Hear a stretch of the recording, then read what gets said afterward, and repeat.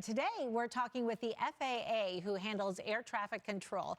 John Lucia joining us now. He's the National Operations Director for the Federal Aviation Administration in Washington, D.C. Thanks so much for joining us here today on Storm Center. Talk about some of the trouble spots that you've been dealing with already today and even yesterday leading up to the holiday. Well, thanks for having me. Today, believe it or not, the weather is really very favorable for flight. This morning, we had some issues off the coast of the United States, East Coast, and was pushing some of the demand inland going to Florida, so it slowed things down a little bit. But that pushed off out to the Atlantic, so we should be doing much better. We did have a little bit of a stop in Charlotte. Thunderstorm passed through the airport there, but they're clear as well.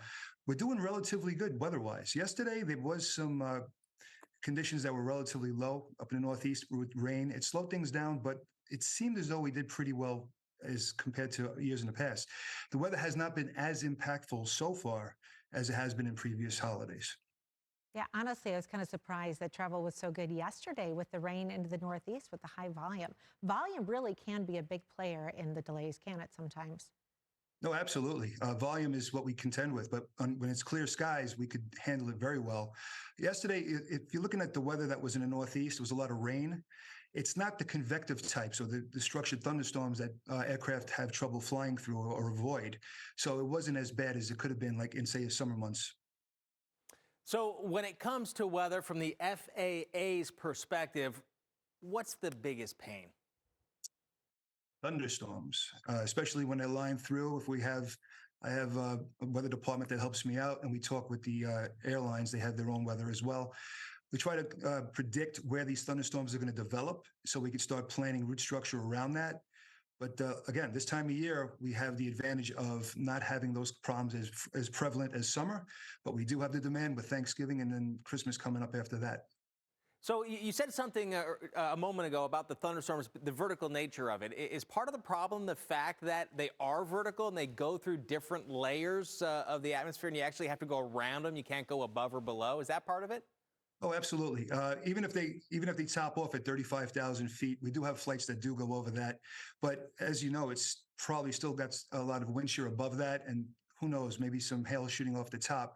Pilots will avoid that because it could cause structural damage to their aircraft.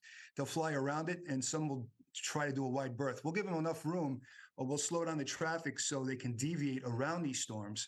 But sometimes they're so compacted that we have to avoid the area completely, but putting new routes to avoid it all the way around. So what are you expecting for the rest of the holiday week? Are there a couple of days in there where volume's expected to be big, or any weather that you're concerned about coming up?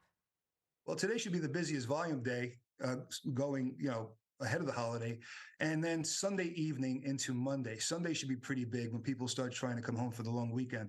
Right now, it looks like the weather is not that bad. We are looking at some potential snow situations in Denver and what we consider ski country if everybody's going out to, Aspen or out in Eagle County out there. It could be some conditions that'll, slow things down. But for the most part, we look okay. We are looking at there's a weather in the Gulf of Mexico that you probably see a disturbance that's probably going to start creeping up the Northeast coast. But I believe by the time it gets here, it should be after Monday or after our main demand. So we should dodge a bullet with that one. When it comes to just all the travelers, the general public, what's the one thing you want people to know, whether it's a misconception about the FAA or how things work? What do you want to clear up or just make sure everybody knows? We can start off by saying the FAA never cancels flights. For starters, we may slow you down a little bit. We slow things down if we have to. Safety is number one. I don't want to say it's a foregone conclusion, but everything is based on safety. Then we try to go with the orderly and expeditious portion of our mandates.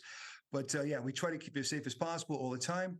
And check with your airlines if you want to know when your flights are, what kind of delays you may incur, because it could be us, it could be them, it could be a combination. I know you guys are always working hard to keep everybody safe out there. It's a busy time of the year. We appreciate you. That's John Lucia, the National Operations Director for the Federal Aviation Administration in Washington, D.C.